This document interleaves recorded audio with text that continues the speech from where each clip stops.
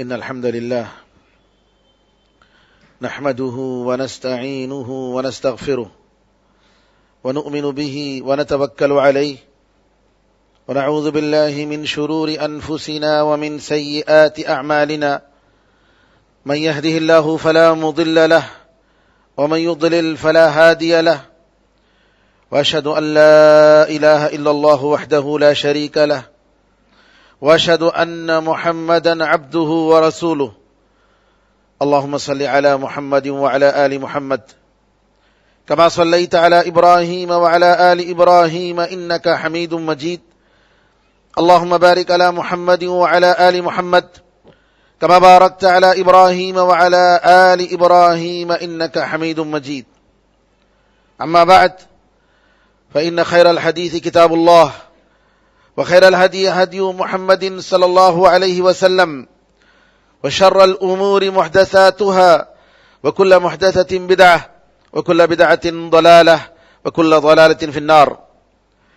قال الله تعالى في محكم تنزيله إن الذين قالوا ربنا الله ثم استقاموا تتنزل عليهم الملائكة ألا تخافوا ولا تحزنوا وَأَبْشِرُوا بِالْجَنَّةِ الَّتِي كُنْتُمْ تُوعَدُونَ. تمام تعریفیں اللہ تعالیٰ کے لیے ہیں جو سارے جہاں کا خالق، مالک اور اس کا پروردگار ہے. رحمتیں اور سلامتی ہو احمد مجتبی محمد مصطفیٰ محمد ابن عبداللہ پر جو سارے جہاں والوں کے لیے رحمت بنا کر بھیجے گئے. برادران اسلام، دختران ملت، ایک مومن اپنی زندگی میں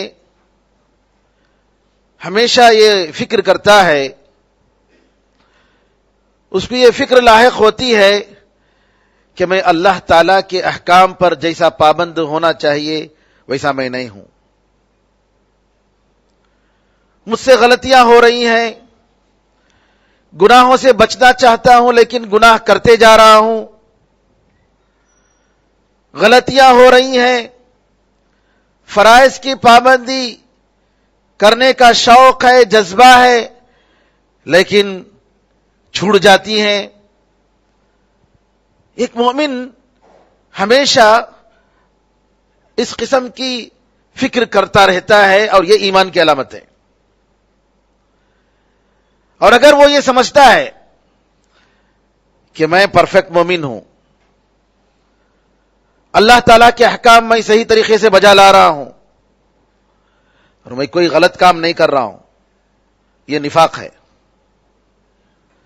یہ ایمان کی علامت نہیں ہے. اسی لیے عبداللہ ابن مسعود رضی اللہ عنہ کہتے تھے ما امین النفاق الا منافق. منافق ہی اپنے بارے میں یہ سمجھتا ہے کہ میرے اندر نفاق نہیں ہے، میں بالکل پرفیکٹ، میرا عمل بہت صحیح. بعض لوگوں کے دل میں یہ بات آتی ہے، کہتے بھی ہیں نہیں ہمیں سب کیا بھی نہیں کرتے ہیں، برابر کر لگ جاتے ہیں، ہمارے سے کیا بھی ویسا غلط کام نہیں کرتے، ہمیں سزت نہیں ہوتا ہے. یعنی اس قسم کی باتیں ایک مومن سے نہیں ہوتی ہیں. اسی لیے ایک مومن جب اس سے کہا جائے اللہ سے ڈرو تو خوش ہوتا ہے، جزاک اللہ خیر کہتا ہے، غصہ نہیں کرتا ہے. ارے کون جی تمہیں ہوتے ہم نہ نصیحت کرنے والے، ایسا نہیں بولتا ہے، بلکہ شکریہ ادا کرتا ہے. اگر کوئی اس کی غلطی کی طرف کوئی نشاندہی کرتا ہے تو کہتا ہے جزاک اللہ خیر، واقعی آپ جو کہہ رہے ہیں بات صحیح ہے، میرے اندر یہ سب خرابیاں موجود ہیں، اس کے علاوہ بھی موجود ہیں، آپ کو نہیں معلوم ہے. میرے بزرگوں، کہنے کا مطلب یہ ہے کہ مومن ہمیشہ اس بات کی فکر کرتا ہے کہ کب میرا عمل اللہ تعالیٰ کی مرضی کے مطابق ہو جائے، جس کو عربی زبان میں استقامت کہتے ہیں. استقامت کہ اللہ تعالیٰ کے راستے پر، اللہ کی ہدایات پر ہمیشہ قائم اور دائم رہنا اور اس کے لیے جد و جہد کرنا، محنت کرنا، قربانیاں دینا، تکلیف اٹھانا، اور اس کے بغیر نہیں ہوتا ہے. قرآن کریم میں اللہ تعالیٰ فرماتا ہے بے شک جن لوگوں نے کہا کہ ہمارا خدا اللہ ہے ہمارا پروردگار اللہ ہے، پھر وہ اس پر جم گئے، ثم استقاموا، استقامت کے ساتھ وہ زندگی گزار رہے ہیں اور اللہ تعالیٰ کے دین پر قائم ہیں. اللہ فرماتا ہے کہ رحمت کے فرشتے ان پر نازل ہوتے ہیں، کہتے ہیں کہ ڈرنے کی بات نہیں اور غم کرنے کی بات نہیں. ڈر کا آنے والی کسی چیز، فیوچر میں کوئی ڈر نہیں ہے تمہارے لیے. اب تمہارا جو زندگی کا مرحلہ گزر آنے والا ہے سکون کا مرحلہ ہے، خوشی کا مرحلہ ہے. کب؟ یہ جو ہے سکرات کے عالم میں جی خوشخبری دیتے ہیں فرشتے، اللہ تخافوا ولا تحزنوا، جو کچھ ہو گیا ہے ماضی میں اس پر غم کرنے کی بات نہیں. وَأَبْشِرُوا بِالْجَنَّةِ الَّتِي كُنْتُمْ تُوعَدُونَ، اور اس جنت سے خوش ہو جاؤ جس کا تمہیں وعدہ کیا جا رہا تھا. جنت کی خوشخبری دیتے ہیں کن کے لیے؟ جو اپنے آپ کو کہتے ہیں ہم مسلمان ہیں، لا الہ الا اللہ محمد رسول اللہ کہہ کر پھر اس کے بعد اپنی مرضی کی زندگی گزارتے ہیں، ان کے لیے نہیں. یہ خوشخبری ان کے لیے ہے جن کے اندر ایمان کے بعد استقامت ہے. استقامت، اللہ کے دین پر مضبوطی سے جم جانا، حالات کا مقابلہ کرنا. چیلنجز آئیں گے، گھر والے بولیں گے بھائی یہ ہونا کرو، یہ بدعت کرو، یہ فیشن کا کام ہے کرو، ایسا کرو ویسا کرو. ہمیں کیا کرنا ہے؟ اپنے دامن کو بچاتے ہوئے زندگی گزارنا ہے. معمولی بات نہیں ہے کہ انسان اللہ کے دین پر قائم رہے، بہت بڑا چیلنج. آپ کا معاشرہ ساتھ نہیں دے گا، آپ کے گھر والے ساتھ نہیں دیں گے، آپ کے بیوی بچے ساتھ نہیں دیں گے، اور اللہ تعالیٰ کے راستے پر چلنے کے لیے روڑے ڈالیں گے، رکاوٹیں ڈالیں گے. ایک مومن ہمیشہ سوچتا ہے، فکر کرتا ہے، دوڑنے کی طرف کوشش کرتا ہے اللہ تعالیٰ کی طرف، کسی طریقے سے اپنے دامن کو بچائے. میرے بزرگوں، اسی لیے ابن تیمیہ رحمۃ اللہ علیہ فرماتے ہیں الاستقامت اعظم الکرامہ. استقامت، اللہ تعالیٰ کے دین پر قائم اور دائم رہنے کی توفیق، یہ کیا ہے؟ یہ سب سے بڑی کرامت ہے. ہوا پر اڑنا کرامت نہیں، پانی پر چلنا کرامت نہیں، فلاں کے قبر میں جا کر شیر جو اس کے دم سے جھاڑتا ہے یہ کرامت نہیں. کرامت یہ ہے کہ اللہ تعالیٰ آپ کو اس کے دین پر قائم اور دائم رکھے اور آپ کو نیکی کے ہمیشہ توفیق دیتا رہے. یہ سب سے بڑی کرامت ہے. کرامت کا مطلب عزت. اللہ تعالیٰ آپ کو عزت دے رہا ہے، اللہ تعالیٰ آپ کو وہ مقام دے رہا ہے کہ اللہ تعالیٰ آپ کو پاک رکھ رہا ہے، نیک رکھ رہا ہے، شیطان سے بچا کے رکھ رہا ہے، دنیا کے خواہشات اور دنیا کی ساری چیزوں سے دور، ساری گندگیوں اور غلاظتوں سے پاک کر کے. یہ بہت بڑی نعمت ہے میرے بھائیوں. اسی لیے ابن تیمیہ رحمۃ اللہ علیہ کا فرمان کہ کرامت، سب سے بڑی کرامت یہ ہے کہ لزوم الاستقامہ، کہ استقامت پر انسان ہمیشہ قائم رہے اور دائم رہے، اس کو نہ چھوڑے، اللہ کے دین پر پابند رہے. اسی لیے ایک صحابی رضی اللہ عنہ نبی کریم صلی اللہ علیہ وسلم کے پاس آتے ہیں اور آ کر کہتے ہیں اللہ کے رسول، دنیا اسلام کی شریعتیں بہت ساری چیزیں ہیں، بہت سارا قانون ہے، بہت ساری باتیں ہیں، لیکن مجھے ایک ایسی بات بتائیے کہ میں اس کو پکڑ کر ہمیشہ کے لیے تھام کر رہوں، اس کا پابند رہوں. نبی کریم صلی اللہ علیہ وسلم نے دو جملے بتائے، دو لفظ، قل آمنت باللہ ثم استقم. آپ کہیے کہ میں اللہ پر ایمان لایا، پھر اس کے بعد جم جائیے، اس پر مضبوطی کے ساتھ اس پر قائم اور دائم رہیے. قل آمنت باللہ ثم استقم. دیکھنے میں بہت چھوٹے جملے ہیں میرے بھائیوں، لیکن معمولی نہیں ہے. عمل کے میدان میں اس میں بہت سارے مسائل آتے ہیں، بے شمار چیلنجز آتے ہیں. انسان کی زندگی، مومن کی زندگی، جیسا کہ حدیث میں آتا ہے کہ ایسے ایسے ایسے، کبھی ایسے جی پودے کی طرح ہوا آتے ہیں ادھر کی، ابھی ادھر کی ہوا آتی ہے، کبھی ادھر جھکتا ہے، کبھی ادھر جھکتا ہے، اور توبہ کرتا ہے، پلٹ کر آتا ہے، کوشش کرتا ہے. یہاں پر اللہ تعالیٰ کے راستے پر پابند رہنے کے لیے استقامت کے لیے 10 اصولیں بتائی جا رہی ہیں.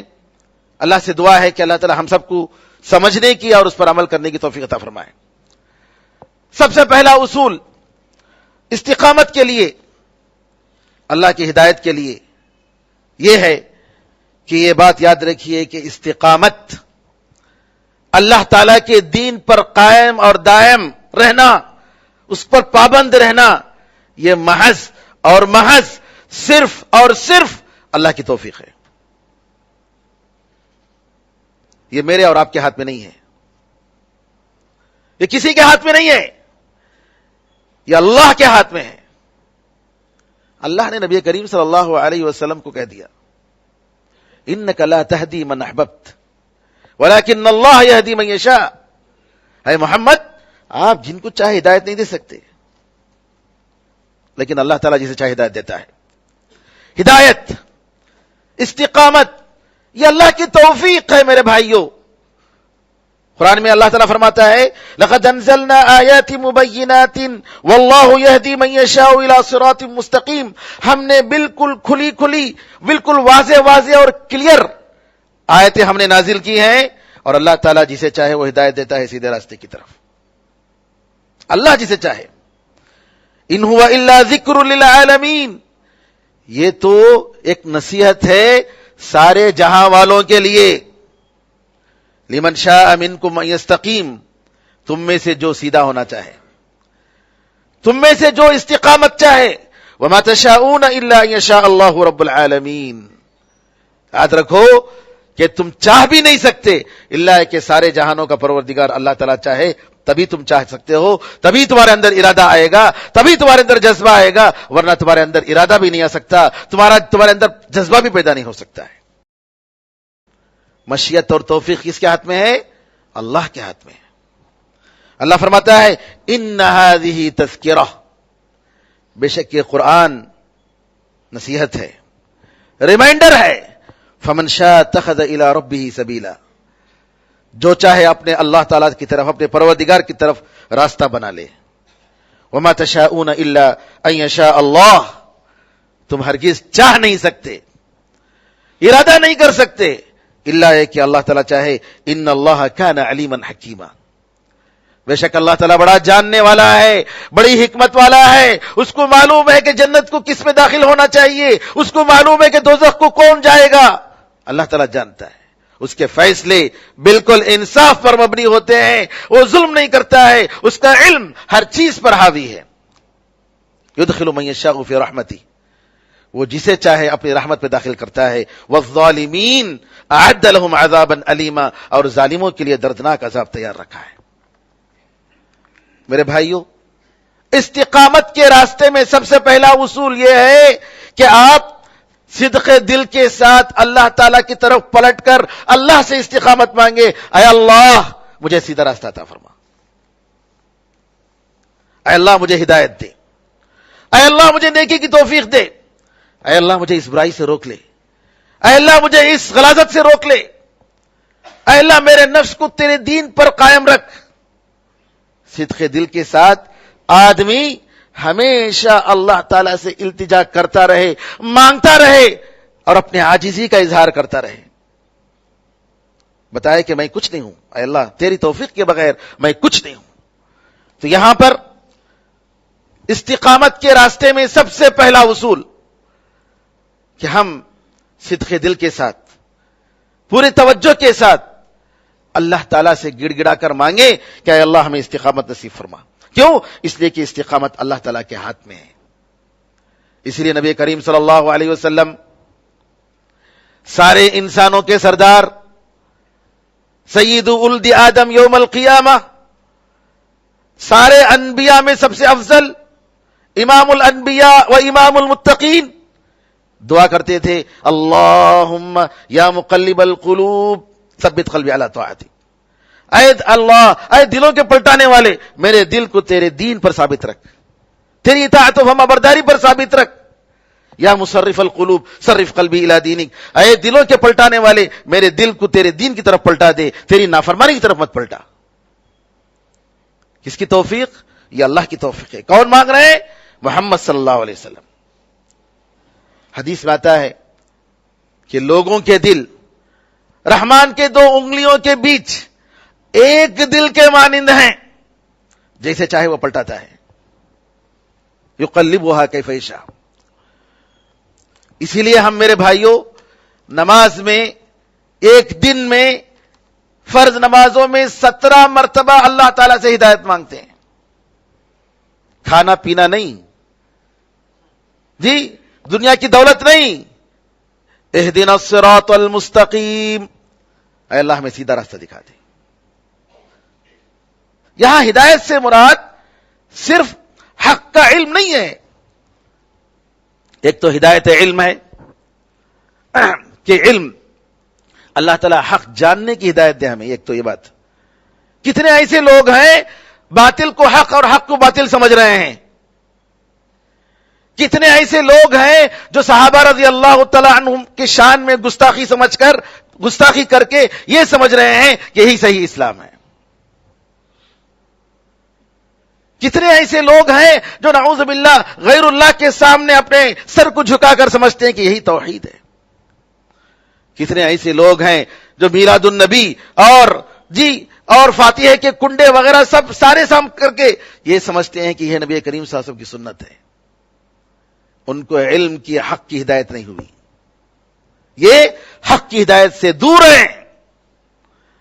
حق کی ہدایت، حق کا علم ان کے پاس ہے جنہوں کو اللہ تعالیٰ نے نبی کریم صلی اللہ علیہ وسلم کی سنت مضبوطی سے پکڑنے اور صحابہ رضی اللہ عنہم اجمعین کے طریقے پر چلنے کی توفیق دی، یہ حق ان کے پاس ہے۔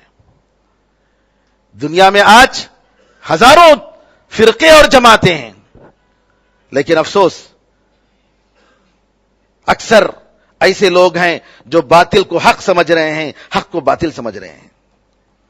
تو یہاں پر ہدایت سے مراد اہدنا الصراط المستقیم میں سب سے پہلے جو ہدایت جو مانگ رہا ہے بندہ، علم کی ہدایت، حق کی ہدایت، ہدایت علم کہ صحیح ہدایت مل جائے، اس کو حق کی شکل میں دیکھنے کی توفیق ہو، باطل کو باطل کی شکل میں دیکھنے کی توفیق ہو۔ پھر اس کے بعد نمبر 2 عمل کی ہدایت، علم کے بعد عمل کرنے کی ہدایت کہ اے اللہ مجھے عمل کرنے کی ہدایت دے، جو حق میں جانتا ہوں اس پر حق عمل کرنے کی تو توفیق دے۔ پھر اس کے بعد اس پر ثابت قدمی کی ہدایت، اے اللہ مجھے اس پر ہمیشہ ثابت قدم رکھ، مرتے دم تک ثابت قدم رکھ۔ تو یہ ساری چیزیں ایک دعا اہدنا الصراط المستقیم، اے اللہ صراط مستقیم سیدھا راستے کی ہدایت عطا فرما۔ ہدایت علم ہے، ہدایت عمل ہے، ہدایت ثبات ہے، ساری ہدایتیں اس میں داخل ہیں میرے بھائیوں۔ اسی لیے اللہ تعالیٰ نے اس ایک جامع صورت میں سورہ فاتحہ میں اس دعا کو رکھا، اہدنا الصراط المستقیم۔ شیخ الاسلام ابن تیمیہ رحمۃ اللہ علیہ فرماتے ہیں، میں نے غور کیا، سوچا کہ انسان کے لیے سب سے بہترین دعا کیا ہے، سب سے زیادہ فائدہ مند دعا کیا ہے؟ تو میں نے دیکھا کہ سب سے فائدہ مند دعا اگر کسی انسان کے لیے ہے تو یہ دعا ہے کہ اللہ تعالی کی مرضی کے مطابق زندگی گزارنے کی توفیق کی دعا جو ہے، یہ دعا ہے کہ اللہ تعالیٰ کی مرضی کے مطابق انسان کو عمل کی توفیق ہو، اس پر اللہ تعالیٰ مدد کرے انسان کو۔ میں نے دیکھا کہ اس سے بڑھ کر کوئی نفع بخش چیز نہیں ہے۔ کہتے ہیں شیخ الاسلام ابن تیمیہ رحمۃ اللہ علیہ، پھر میں نے غور کیا کہ یہ دعا سورہ فاتحہ میں موجود ہے، اہدنا الصراط المستقیم۔ اللہ تعالیٰ نے خود اپنے بندوں کے لیے وہ دعا وہاں رکھ دی ہے، اہدنا الصراط المستقیم، اے اللہ ہمیں سیدھا راستہ دکھا دے۔ تو میرے بزرگوں، یہ بنیادی بات ہے اور یہ معمولی بات نہیں کہ انسان اپنے طور پر اپنے دل میں اپنے بارے میں فخر نہ کرے، تکبر نہ کرے، شان نہ رکھے، میں جانتا ہوں میرے پاس فلاں چیز کا علم ہے، اللہ مجھے 5 وقتی نماز کی توفیق دے رہا ہے، میں رمضان کے روزے رکھ لے رہا ہوں، میں نے حج کر لیا ہے۔ نہیں، ہرگز نہیں میرے بھائیو، یہ سب اللہ کی توفیق ہے، اللہ کا شکر کرنا چاہیے۔ اللہ کی توفیق نہ ہوتی تو ہم کچھ نہیں ہوتے، ہم بھی کسی مندر میں نعوذ باللہ گھنٹی بجاتے ہوئے ہوتے، یا کسی قبر کے پاس بیٹھ کر مجاور بن کر وہاں زندگی گزارے ہوتے۔ یہ اللہ کی توفیق ہے، یہ اللہ کا احسان ہے۔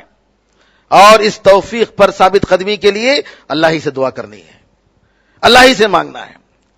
دوسری بات، دوسرا اصول استقامت کے راستے میں کہ یہ جان لینا ضروری ہے کہ استقامت اللہ تعالی کے راستے پر صحیح طریقے سے رہنے کے لیے بالکل ضروری ہے کہ اس کا جو صحیح راستہ ہے اس کو ہم مضبوطی کے ساتھ ہم اس کو تھام کر رکھیں،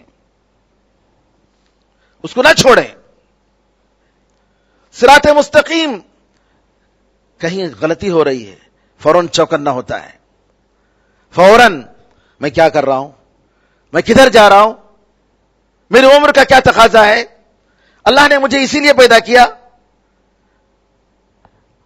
دوستوں کے ساتھ غلط سلط لوگوں کے ساتھ اٹھنا بیٹھنا شروع ہوا، فوراً چوکنا ہوتا ہے کہ میں جن کے ساتھ اٹھ رہا ہوں بیٹھ رہا ہوں وہ صحیح لوگ نہیں ہیں، مجھے دیکھنا چاہیے، مجھے اپنے آپ میں مراجعہ کرنا چاہیے، توبہ کرنا چاہیے۔ عمل میں فرق آ گیا، کیوں یہ فرق آ گیا، کس وجہ سے فرق آ گیا؟ جی، آدمی ہمیشہ استقامت کے راستے کو، بالکل ثابت قدم راستے کو، اس کو نہ چھوڑے، احتساب کرتا رہے۔ ابوبکر صدیق رضی اللہ تعالیٰ فرماتے ہیں ان الذین قالوا ربنا اللہ ثم استقاموا، اللہ نے جو کہا کہ جن لوگوں نے کہا ہم ایمان لائے اللہ پر، ہمارا پروردگار اللہ ہے، اور وہ استقامت کے ساتھ رہ گئے، استقاموا سے مراد یہاں وہ لوگ ہیں جو اللہ کے ساتھ کسی اور کو شریک نہیں ٹھہراتے ہیں، شرک نہیں کرتے ہیں۔ عمر رضی اللہ تعالیٰ عنہ نے کہا کہ استقاموا سے مراد وہ لوگ ہیں جو بالکل سیدھے راستے پر ہیں اور لومڑی کی طرح ادھر ادھر جاتے نہیں ہیں۔ جی، یہاں میرے بھائیوں فکری غلطی جو ہوتی ہے یہ بہت بڑی غلطی ہے، فکری غلطی، فکری انحراف، سوچنے میں غلطی۔ حق میں نعوذ باللہ بعض لوگ ہوتے ہیں بڑی اچھی چکنی چپٹی باتیں کرتے ہیں، بڑی بہترین تقریریں کرتے ہیں، ان کی تقریر سے آدمی متاثر ہوتا ہے اور ان کے باطل باتوں کو حق سمجھنے لگتا ہے۔ اسی لیے سلف صالحین کہتے تھے کہ یہ بدعت والے، یہ غلط نظریات والے، غلط بات کرنے والے، ان کی تقریروں کو مت سنیے، ان کے درسوں میں مت جائیے، ان کی میٹھی باتوں میں زہر اندر داخل کریں گی، آپ کو پتہ نہیں چلے گا، اور آپ بھی سمجھ لیں گے کہ یہ بات جو ہے جو کہہ رہے ہیں وہ صحیح ہے۔ کتنے نوجوان آج ایسے انگریزی میں اور تمل زبان میں بولنے والے ایسے اسپیکروں سے متاثر ہو کر اپنا دین برباد کیے ہوئے ہیں۔ جو نوجوان IS میں جا کر شامل ہوئے، کیا ایسے لوگوں سے متاثر نہیں ہوئے؟ جنہوں نے اپنی جانیں کٹوائی ہیں، اپنے سر کٹوائے اور اپنی دین اور دنیا برباد کی۔ کیوں؟ علم کے بغیر جا کر ایسے لوگوں کے ساتھ اپنے ہاتھ پر جا کر بیعت کرتے ہیں۔ کیا ہر کوئی شخص جو خلافت کا دعویٰ کرے گا، جو جہاد کا دعویٰ کرے گا، وہ صحیح ہوتا ہے؟ ارے وہ جھوٹا ہے، ارے وہ امت مسلمہ کو ختم کرنے کے لیے ہے، اسلام کا وہ طریقہ نہیں ہے۔ اسلام تو کہتا ہے کہ اسلام کو اپنے دلوں میں بساؤ، زمین میں خود بخود آئے گی، لیکن یہ کیا طریقہ ہے کہ کوئی بھی اگر کوئی جھنڈا بلند کر دیا خلافت کا اور جہاد کا، ہم چلے جاتے ہیں؟ کون سا اسلام ہے؟ یہ باطل ہے، حق نہیں ہے۔ لہذا اہل حق کی باتوں کو سننا چاہیے، اہل حق کے دروس میں بیٹھنا چاہیے، غیروں کی بات، اہل باطل، اہل بدعت اور غلط نظریات کے حامل جو لوگ ہیں ان کی تقریروں کو نہیں سننا چاہیے، ان کے درسوں میں شریک نہیں ہونا چاہیے، ورنہ تمہاری دنیا بھی ختم ہو جائے گی، برباد ہوگی، تمہاری آخرت بھی برباد ہوگی۔ یہ بہت بڑا اصول ہے۔ تو میرے بھائیوں، یہاں پر استقامت یہ ایسی چیز ہے کہ آپ کو اسی وقت ملے گی جب آپ اس پر جمے رہیں۔ علامہ ابن القیم رحمۃ اللہ علیہ فرماتے ہیں کہ استقامت ایک جامع ورڈ ہے، ایک جامع لفظ ہے، اور دین کے جتنے اصول ہیں، دین کی جتنی باتیں ہیں، سب اس میں داخل ہیں، اور اس کا مطلب اللہ تعالی کے سامنے سچائی کے ساتھ، وفاداری کے جذبے کے ساتھ آدمی کھڑے ہو جائے۔ اس کا مطلب کیا ہے کہ بالکل سچائی کے ساتھ، سچائی کی حقیقت اور وفاداری کی حقیقت کے ساتھ اللہ کے سامنے کھڑے ہو جائے، یہ استقامت ہے۔ علامہ ابن رجب رحمۃ اللہ علیہ فرماتے ہیں استقامت کا مطلب سلوک الصراط المستقیم، صراط مستقیم پر چلنا، یعنی دین قیم پر، مضبوط دین پر قائم رہنا، نہ دائیں طرف جانا نہ بائیں طرف جانا، اور یہ اللہ تعالیٰ کی جتنی اطاعت فرما برداریاں ہیں وہ ساری چیزوں کو شامل ہے، چاہے وہ ظاہر ہو چاہے باطن ہو۔ اور اسی طریقے سے جتنی چیزوں کو اللہ نے روکا ہے ان ساری چیزوں سے رک جائے، چاہے ظاہر ہو چاہے باطن ہو۔ اور یہ غلو اور تقصیر، ایکسٹریمزم، اور اسی طریقے سے اللہ تعالیٰ کے حقوق بجا لانے میں تقصیر کرنا، یہ دونوں کے درمیان ہے، اور دونوں کو اللہ تعالیٰ نے دونوں سے منع کیا ہے۔ تو لہٰذا میرے بھائیوں، استقامت اگر چاہیے تو جتنی جماعتیں ہیں، جتنی غلط تنظیمیں ہیں، جتنے غلط افکار ہیں، ان ساری چیزوں سے توبہ کرنا ضروری ہے، اور صرف اللہ تعالیٰ نے، نبی کریم صلی اللہ علیہ وسلم نے جو دین ہم تک پہنچایا اور جس دین کو جس شکل میں صحابہ کرام رضی اللہ عنہم اجمعین نے سمجھایا، اسی دین پر قائم رہنا یہ استقامت کا دوسرا اصول ہے، ورنہ استقامت نہیں ملے گی۔ باقی چیزیں انشاءاللہ آئندہ خطبے میں آئیں گی۔ اللہ سے دعا ہے کہ اللہ تعالی ہم سب کو استقامت نصیب فرمائے، حسن عمل کی توفیق عطا فرمائے، ہمارے ظاہر و باطن کو اللہ تعالی سدھار دے، اللہ تعالی ہمارے گناہوں کو معاف فرمائے، جہاں جہاں مسلمان پریشان ہیں اللہ تعالی ان کی پریشانی کو دور فرمائے، اللہ تعالی ان کو مدد فرمائے، آمین ارحم الراحمین۔ بارک اللہ لنا ولکم فی القرآن العظیم ونفعنا وإياكم بالآیات والذکر الحکیم، انہ تعالی جواد کریم ملک بالرؤوف رحیم رب حلیم۔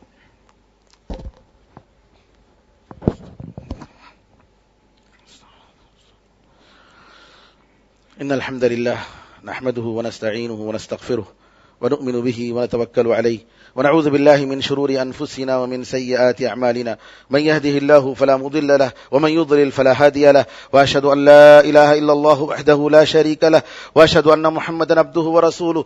اللهم صل على محمد وعلى آل محمد كما صليت على إبراهيم وعلى آل إبراهيم إنك حميد مجيد، اللهم بارك على محمد وعلى آل محمد كما باركت على إبراهيم وعلى آل إبراهيم إنك حميد مجيد، وصل على جميع الأنبياء والمرسلين والملائكة المقربين والخلفاء الراشدين وعلى جميع الصحابة أجمعين ومن تبعهم بإحسان إلى يوم الدين، اللهم أعز الإسلام والمسلمين، اللهم انصر الإسلام والمسلمين، اللهم انصر من نصر الدين۔ عباد الله رحمكم الله، إن الله يأمر بالعدل والإحسان وإيتاء ذي القربى وينهى عن الفحشاء والمنكر والبغي يعظكم لعلكم تذكرون، فاذكروا الله يذكركم ودعوه يستجب لكم، ولذكر الله أعلى وأولى وأعز وجل وهم وأتم وأكبر۔